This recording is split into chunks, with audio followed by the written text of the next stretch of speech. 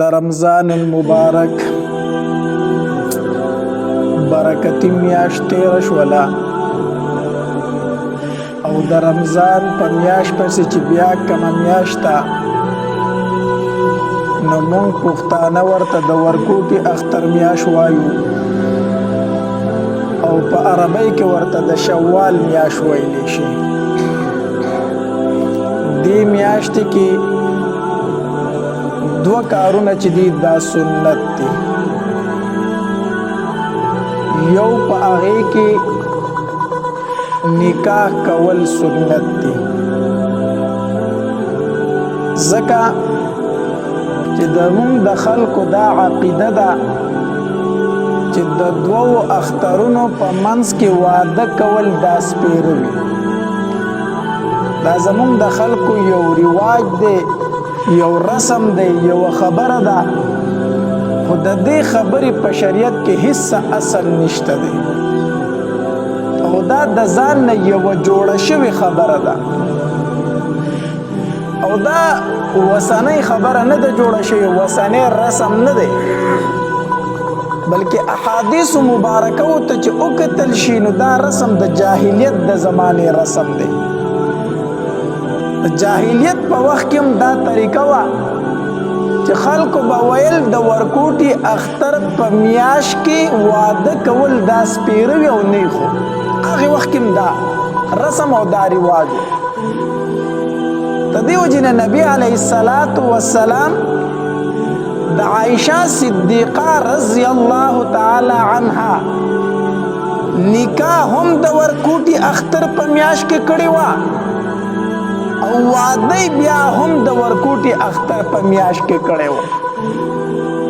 دا نبی علیه السلام د دې رسم د ختمولو دپاره داسې کړي و، ځکه هغې زمانه کې هم دا رسم و چې خلکو به وی د شوال په میاشت کې واده کول سپیری. نو نبی علیه السلام د عایشه رضی الله تعالی سره چې نکاح کوله هم یې په دې میاشت کې وکړه او چې بیا یې واده کو هم په دې میاشت کې وکړو، ځکه چې نبی علیه السلام رسمونه ختمول او دا زیاتره رسمونه چې جوړ کړي دي دا ښځو جوړ کړي دي. یو کتاب د الله او د رسول کتاب دی او دویم کتاب د ښځو کتاب دی، ځکه چې دا ښځې چې کومې خبرې وکړي دا په یو کتاب کې هم دغه خبرې نه میلاویږي. لکه د دوی په رسم کې یو دا رسم هم دی چې د جمعې په ورځ به جامې نه اینځي، وایي د جمعې په ورځ باندې جامې اینځل ښې نه وي. حالانکې تاسو د مدرسو کې وګورئ دا طالبان چې څومره کپړې اینځي نو د جمعې په ورځ باندې اینځي، ځکه دا وایي چوټي خو د جمعې په ورځ وي. نو که چېرته دې کې څه قباحت وی او څه بدي پکې وی نو د مولانو طالبانو به خپلې کپړې بیا د جمعې په ورځ اینځلي. نو دا د ښځو جوړه شوې خبره. دغه شانتې وایي مازدیګر یا ماښام کور جارو کول ښه نه دا ده که نه، دا اوس دوی د ځان نه جوړه کړې ده. صفایي ده کو ماښام یې کوي کو مازدیګر یې کوي کو سهار یې کوي، چې څه ټایم کوي دا صفایي وکړه. په دې کې د شریعت د طرفه هېڅ نشته، دا د ښځو د ځان نه جوړې شوې خبرې دي. نو وایي د دوو اخترونو په منځ کې واده کول چې دي وایي دا سپیره دي، دا هم د ښځو جوړه شوې خبره ده، خو دا ډېر مخکنی رسم را روان دی. نو نبی علیه السلام د عایشه بیبي رضی الله تعالی عنها نکاح هم د شوال په میاشت کې کړې وه او واده هم بیا د شوال په میاشت کې وکړو. او عایشه بیبي فرمایل وی خلک وی چې د دوو اخترونو په منځ کې واده کول سپیره وي، وی زما نه څوک بختوره ده، زما په شانتې بختوره ښځه په دنیا کې کم ده او زما واده د شوال په میاشت کې شوی، د ورکوټي اختر په میاشت کې شوی او زما په شان بختوره ښځه په ځمکه باندې نشته دی. وی زه بختوره ځکه یم که نه چې د نبي علیه السلام مزار مبارک قبر مبارک چې دی دا زما په اجره کې او زما په کوټه کې دی. د نبي علیه السلام روزه چې ده دا زما په کوټه کې ده، نو زه ځکه بختوره ښځه یم. او زه بختوره ښځه ځکه یم چې د نبی علیه السلام لاړې مبارکې او زما لاړې په اخري ټایم کې یو ځای شوي دي، اخري ټایم کې یو ځای شوي دي. زما ورور عبدالرحمن رضی الله تعالی عنه راغی نبی علیه السلام ته مخامخ ودرېدو. نبی علیه السلام په دې ټایم کې سخت بیمار و. عبدالرحمن رضی الله تعالی ته مخامخ ودرېد او عبدالرحمن زه هم مسواک کو وی نبی علیه الصلاۃ والسلام زما د سینې ته داسې ډډه والې وه زه ورته شاته ناسته وم وی نبی علیه الصلاۃ والسلام زما د ورور ته ډېر زیات کتل وی زه پوه شوم چې نبی علیه السلام شوق لري د مسواک سره وی ما ورته وی چې د الله پاک پیغمبره مسواک ته دې شوق کېږي نبی علیه الصلاۃ والسلام راته سر مبارک وړکاو چې او مسواک مې زړه غواړي وی ما د خپل ورور نه هغه مسواک واغستو نو چې ما واغست د هغې دا سر لږ کلک و داسې کلک و نو ما هغه په خپله خوله کې پوس کو لږ وی بیا مې نبی علیه الصلاۃ والسلام له ورکو وی نبی علیه السلام هغه مسواک داسې وکړو چې نبی اسلام په ژوند کې چېرته داسې مسواک نه و کړی داسې مسواک په مینه مینه باندې وکړو وی بیا چې ما هغه مسواک د نبی رسول الله نه واپس واغستو نو چې کتل مې ورته په مسواک پورې د نبی رسول الله د خولې مبارکې هغه لاړې مبارکې انختې وي وی ما چې دا خو د نبی رسول الله د خولې مبارکې لاړې دي راشه د دې نه بله ښه کومه مو که ده وی بیا مې هغه مسواک په خپله خوله کې ووه نو بختوره ښځه ځکه یم چې په آخري ټایم کې په آخري وخت کې زما لاړې او د نبی رسول الله لاړې مبارکې څه شوي دي یو ځای شوي دي زما نه بختوره ښځه بله کم ده او بختوره ښځه ځکه یم چې د نبی علیه السلام ساه مبارکه زما په غېږ کې ختلې ده د نبی علیه الصلاۃ والسلام سر مبارک زما د سینې او د زنې ترمنځ و په دې ځای کې زما د نبی علیه السلام سر مبارک و ځان ته مې اړم کړی و داسې زه ورته شاته ناسته وم او په دې کې د نبی علیه السلام د روح مبارک لاړو نو زما نه بختوره ښځه بله شته د نبی علیه السلام ساه مبارکه زما په غېږ کې وتې ده د نبی علیه السلام لاړې مبارکه او زما لاړې په آخري ټایم کې یو ځای شوي دي او د نبی علیه الصلاۃ والسلام روزه مبارکه دا زما په کوټه کې ده نو زما نه بله کومه بختوره ښځه ده چې خلک وایي د دوو اخترونو په منځ کې واده کول صحیح سپیرئ او زما واده هم د شوال په میاشت کې شوی دی نو یوه طریقه کو په دې میاشت کې څوک داسې وکړي چې په دې نیت باندې نکاح وکړي او واده وکړي په دې میاشت کې چې په دې میاشت کې نبی علیه السلام د عایشې بیبي سره نکاح کړې ده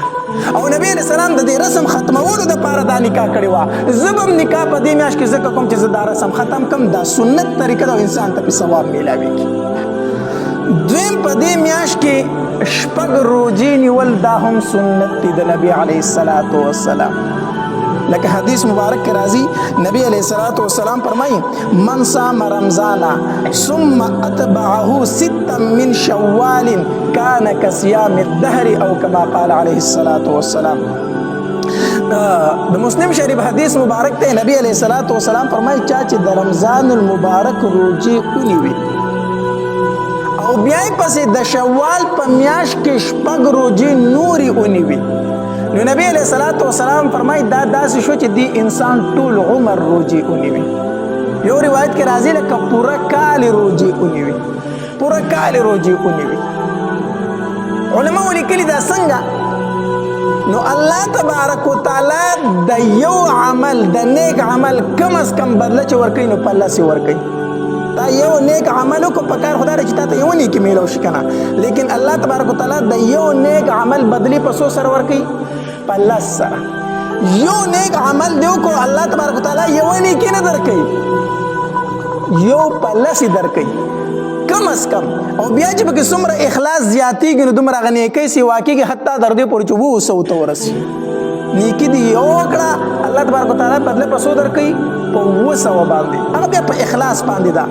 خو کم از کم الله تبارک وتعالی د یو نیک عمل بدله چې ورکوي نو په لس باندې ورکوي چې کله تا یو میاشت روزې ونیوي ګویا چې تا لس میاشتې روزې ونیوي لس میاشتې د روزې ونیوي ګویا چې لس میاشتې د روزې ونیوي بیا دې پسې شپږ روزې ونیوي نو دې شوې چې دوه میاشتې روزې دي دا شو نو لس میاشتې د رمضان مبارک د روزو ثواب او شپږ دې پسې دا ونیوي نو د دوو میاشتو د دې ثواب نو ټولې څو میاشتې شوې 12 میاشتې نو ګویا چې تا 12 میاشتې مسلسل روزې ونیوي نو دې وجه نه حدیث مبارک کې راځي نبی علیه الصلاۃ والسلام فرمایي چې د شوال شپږ روزې ونیوي الله تبارک وتعالی دله دومره ثواب ورکوي ګویا چې د انسان ټول کال مسلسل روزې ونیوي مسلسل روزې ونیوي نو دویم سنت طریقه په میاشت د شوال کې دا ده چې د شوال شپږ روزې ونیسي اسیم نفلی روزې نیول څه دي پکار دی ډیر زیات ثواب لري حدیث مبارک کې راځي نبی علیه الصلاۃ والسلام فرمایي وایي چې یو روزه د الله د رضا لپاره ونیوه چا چې یوه روژه نفلي روژه د الله د رضا دپاره ونیوله نبي علیه الصلاة وسلام فرمایي الله تبارک وتعالی د ده او د جهنم په منځ کې یو خندق جوړ کړي او د هغې خندق پلنوالی دومره دی لکه ځمکه او تر اسمان تر منځ چې څومره فاصله ده یوه روژه دې د الله د رضا دپاره ونیوه یوه روژه ستا او د جهنم په منځ کې الله دومره لرېوالی راوستو څومره لرېوالی چې د ځمکې او تر اسمان تر منځ دی دومره دی الله د اور د جهنم نه څه کوي لرې کوي یوه روژه چې دې ونیوه بل روایت کې راځي نبي علیه صلات وسلام فرمایي وایي کله چې تا یوه روژه ونیوه که نه الله تبارک وتعالی ستا او د جهنم په منځ کې دومره لرېوالی راوستو د کارغه بچی چې د خپلې جالې نه والوځي او دې ځي الوځي د خوراک او څښاک دپاره نه کیني مسلسل دی څه کوي سفر کوي او روان کوي او د کارغه دا بچی خپل بوډاوالي ته ورسي او مړ شي او راتاو شي څومره فاصله چې ده والي د دومره ستا او د جهنم په منځ کې الله لرېوالی راوستو په مرغو کې د ټول نه زیات عمر د کومې مرغۍ دی د کارغه دی حتی تر دې پورې چې دې ته الله 1000 کاله عمر هم ورکوي 1000 کاله عمر ورته هم الله ورکوي نو د کارغه بچی دی او په مارغو کې د ټول نه زیات عمر د ده دی او دی د خپلې جالې نه پاڅېدو مسلسل روان دی الوزي روان دی حتی تر دې پورې چې په دې هوا کې دی بوډا شو مړ شو راتاو شو څومره مزل چې ده کړی دومره ستا او در جهنم په منځ کې الله لرېوالی راوستو په یوې نفلي روژې سره دومره زیات ثواب لري الله په دربار کې کمی نشته الله په دربار کې کمی نشته انسان ناشکره دی چې کله دا کلمه وویله لا اله الا الله محمد رسول الله ته الله د جنت مستحق وګرځولې هغه زما ستا بدبختي ده چې موږ ګناه کوو په زور جهنم ته وردانګو الله جهنم د مسلمان دپاره نه پیدا کړی الله تبارک وتعالی فرمایي اعدت للکافرین دا تیار کړی شوی د کافر دپاره خدا مسلمان بدبخت رجلی او ته په ګناه سره په خپله وردانګي دې ګناه کوي الله فرمایي ما خو تا ته کلمه نصیب کړې ده په تا مې احسان کړی دی اوس نیک اعمال وکړه چې جنت ته لاړ شي دا جهنم ما تاله نه دی تیار کړی خو دوی په بدو اعمالو باندې په خپله دی جهنم ته وردانګي الله نو نفلي روژې نیول ډېر زیات ثواب لري سفیان ثوری رحم الله دا یو لوی محدث تیر شوی دی او امام المحدثین ورته ویلی شي د محدثینو سردار دا لوی عالم تیر شوی دی دی وایي په مکه مکرمه کې زومه نو وایي زما سره یو مسافر پکې اشنا شو هغه هم راغلی عمرې له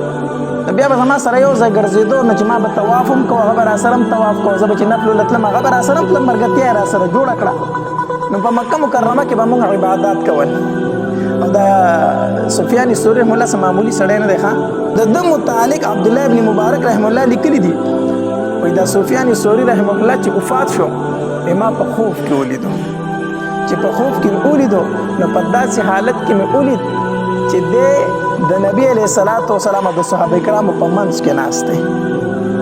د صحابه کرامو او د نبی علیه السلام په منځ کې ناست دی ما په خوب کې داسې ولیدو د عبدالله بن مبارک رحم الله هم څه وړوکی سړی نه و ده ته به هم امام المحدثین ویلی کېدو نو دی ما د خپل ملګری په داسې حالت کې ولید چې دی د نبی علیه السلام او د صحابه کرامو په منځ کې ناست دی نو دا سفیان ثوری رحم الله فرمایي وایي زه مکې ته لاړم عمرې لره نو ما به طواف کوو عبادت مې به کوو نو یو مسافر و هغه راسره ملګری شو نو چې زه به طواف لتلم دی به راسره هم تو چې زه به نفلو لتلم دی به راسره هم تو نو ما سره یې ملګرتیا جوړه شوله بهرحال یو ځای پاتې کېدو عبادات خو به کول مسافر و بیا دی بیمار شو چې کله بیمار شو نو ما ورته وی چې هلکه بیماري او د مرګ او د ژوند هېڅ پته نه لګي خو په زړه دې څه وصیت نصیحت یې نه هغه راته وکړه ده راته وی چې په زړه خو مې هېڅ وصیت نشته دی خو یو به داسې وکړي که نه خو زه مړ شومه نو ما ته به غسل ته راکړئ او دویم دا دی چې قبر ته مې به خلک کوزوي نو ما به بل چاته نه پرېږدي ما به ته په خپله کوزوي قبر ته او دریم به داسې وکړي که نه چې په ما باندې خاورې واوړي او خلک رانه رخصت شي نو ټول خلک به رانه ځي خو ته به رانه نه ځي ته به راته لږ ټایم ودرېږې قبر ته مې ته مې به لږ ټایم قبر ته ودرېږې. وایي ځکه چې ماله به فرشتې راځي، زما نه به تپوس کوي چې رب دې څوک دی، دین دې څه دی، د نبي علیه صلات وسلام متعلق به رانه تپوس کوي. نو چې ته مې قبر ته ولاړې نو زما زړه ته به لږ اطمینان وي چې زه سفیان ثوري مې خوا کې ولاړ دی، زما زړه ته به لږ څه نه څه اطمینان وي. نو زما نه به زر نه ځي. مرګ ډېر ګران څیز دی ښه. نو کله خو چې یو انسان وفات شي نو پکار خو دا دی چې غسل ولا ته په خپله ورکړې، خو چې څوک نه نو بیا یو پوه سړي ته ویل پکار دی چې غسل ولا ورکړي، خو نور غسل به بل چا باندې نه ورکړې. ښه یو وارث دی وفات شو، پلار دی وفات شو، نو غسل ولا په خپله ورکړه. نو پلار به د ده وفات شوی او دی به وویل لکه ورکه پلانکی راځي، ورکه پلانکی راځي، ورکه پلانکی. لکه خدای دې پوه کړه دا خو د هغه غسل دی. ته ورته وایي د ترور زوی مې نه دی راغلی او د ماما زوی مې نه دی راغلی، ورکه پلانکی نه دی راغلی. ولې خپل پلار نورو خلکو ته ښکاره کوي؟ د هغه عورت ولې نورو خلکو ته ښکاره کوي؟ په غسل کې اوس صرف 3 تنه لګي. څو تنه لګي؟ 3 تنه. یو تن دا دی چې هغه ورله دا جسم مږي، دویم تن هغه دی چې اوبه ورته اړوي، دریم تن دی ورسره ولاړ چې هغه ورسره اړی راړی امداد ورسره کوي. دا 3 تنه په غسل کې پکار دي. زمونږ د خلکو لوی مصیبت دا دی چې مړي ته غسل ورکوي د هغې نه یې مواده راخ کړی دی. ورکه د ترور زوی نه دی راغلی، ماما یې نه دی راغلی، تره یې نه دی راغلی، پلانکی نه دی راغلی، خپل پلار په خپله بل ته دغه عورت ښکاره کوو. نو چې مړي ته غسل ورکوي پلار دی دی، زوی دی ورته غسل ورکوي، چې زوی دی پلار دی ورته غسل ورکوي، رور دی نو رور دی ورته غسل ورکوي. نږدې رشتې داران بل چاته مه پرېږده خپل مړي. الله خو مونږ خو بعضې خلک پکې وایي مړي ته به غسل څنګه ورکوم، ما له خو چل نه راځي. نو په ژوندانه چې د کوم غسل خو دغه غسل دی که نه، په ژوندانه چل درته په مړي نه درځي، خو دغه غسل دی، څه ناشنا څه شی خو پکې نشته دی، خو دغه غسل ورکول دي. دغه مړی دی په تخته باندې سملوه او داسې یوه کپړه وګوره، کپړې به ترې نه لرې کړې، کپړې دې ترې لرې کړې، دومره یوه کپړه وګوره چې دغه په عورت باندې واچوي، د زنګونانو نه واله تر نومه پورې دې ځای پورې کپړه پرې ور واچوه. غټه کپړۍ ښه خبره ده، کو نرۍ کپړۍ ده، کپړۍ د پاسه مالوچ خواره کړه، ځکه چې کپړه لمده شي بیا پکې عورت ښکاري. نو په دې دې کپړه خواره کړه، د کپړۍ د پاسه څه خواره کړه؟ مالوچ خواره کړه چې لمده شي، خو چې لاندې د عورت نه ښکاري. 2 کڅوړې به دې جوړې کړي، 2 کڅوړې. نو یوه کڅوړه لاس ته ور واچوه، اول خو لوټه راوړه، لوټه په لوټه باندې وله وړوکې او دسماته یو غټه او دسماته یې وکړه، استنجا پې وله وکړه په لوټه باندې. نو بیا لاس ته کڅوړه ور واچوه او د هغې کپړې د لاندې لاس دننه کړه، په اوبو باندې ورته غټه او وړه استنجا دواړه وکړه. نو چې دا دې وکړو دا کڅوړه اوس ورته وکړه، زه په دې باندې تا استنجا وکړه. اوس بله کڅوړه څه ته واچوه؟ لاس ته واچوه. 2 کڅوړې دې رخ کړي، نو بله کڅوړه لاس ته ور واچوه. نو چې ور واچوله نو اول وله چاراندام وکړه، څنګه چې دا داسې دپاره چاراندام کېږي که نه. لاس وله وینځه، خولې ته ورله اوبه واچوه، داسې ګوته وله وړه په خوله کې ووهه، داسې کچنۍ ګوته وله په پوزه کې ووهه، د سر مسه ورله وکړه، مخ وله وینځه څنګه چې په اوداسه کې مخ وینځلی کېږي، لاسونه وینځه، خپې وله وینځه، څنګه چې انسان چاراندام کوي دقه شان چاراندام وله وکړه. خو چې کله د استنجا کوله نو په دې ګېډه وله نری غونته کې نرم لاس داسې ووهه، ځکه په ګېډه کې صحیح چې هغه وسي، ډېر زور به نه ورکړه، خو داسې نرم غونته لاس پې ورله ووهه د استنجا په ټایم کې.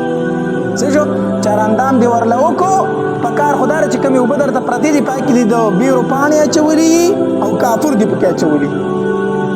ښه خبره دا ده، خو که د بیرو پاڼې نه وي کافور نه وي دا کار په صابون باندې هم کېږي، صابون هم ټیک دی، صحیح ده.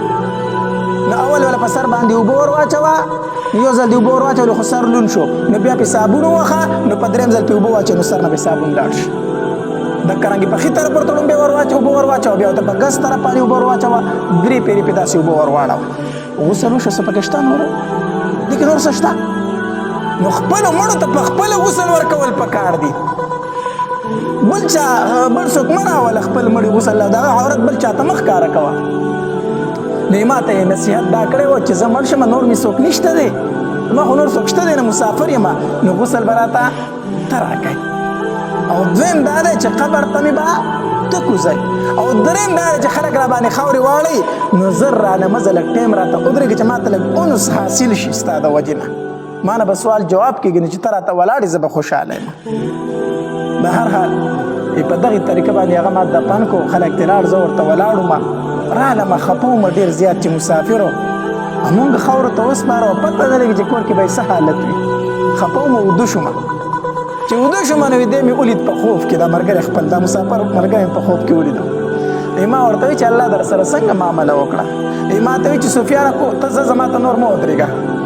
اوس خوب کې مګنه ما ته وی چې سفیان ته ته ضرورت نشته ته راته مو ودرېږه ته ځه ما ورته وی چې ولې تا خو راته وی چې ودرېږه وی چې نه کنه